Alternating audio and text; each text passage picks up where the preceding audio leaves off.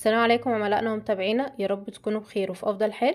معكم مهندسة سارة من شركة المتحدون الدوليون للأدوية البيطرية. هنقل لحضراتكم تجربة حقلية جديدة باستخدام البرنامج الأورجانيك عائلة البيفاكتور والعلف السائل، وهنشوف ازاي البرنامج بيكون بشكل وقائي وفي نفس الوقت بشكل علاجي، وده لاحتواء البرنامج على أكتر من 68 مادة فعالة.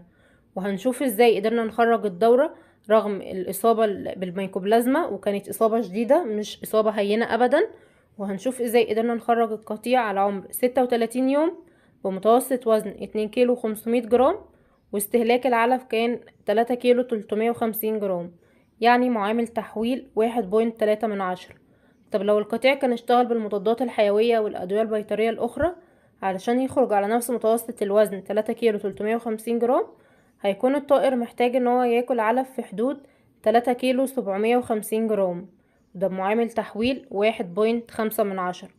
وبكده يكون البرنامج الأورجانيك عائلة البيفاكتور والعلف السائل قدروا ان هم يوفروا للطائر الواحد في حدود 400 جرام من استهلاك العلف التراكمي للطائر خلال الدورة.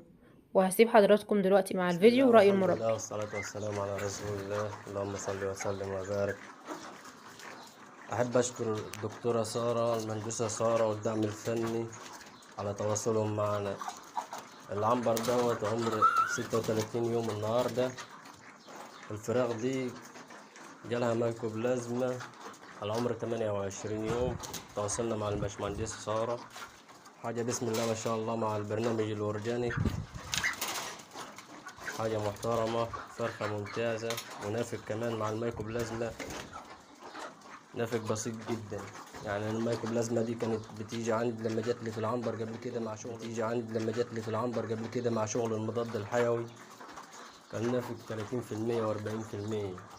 يعني نافق معايا مع البرنامج الأورجانيك مش محصل الطبيعي بتاعه، النافق الطبيعي بتاعه يعني وأوزان حلوة بسم الله ما شاء الله.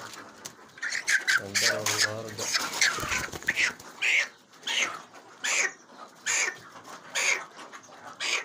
الفرخة النهاردة اتدرب 2 كيلو ونص و2 كيلو 600، وحيوية حلوة بسم الله ما شاء الله. نشكر الدعم الفني وباشمهندسة سارة. صراحة ربنا البرنامج يعني كويس، حاجة محترمة، حاجة ممتازة، صراحة ربنا يعني حاجة كويسة جدا.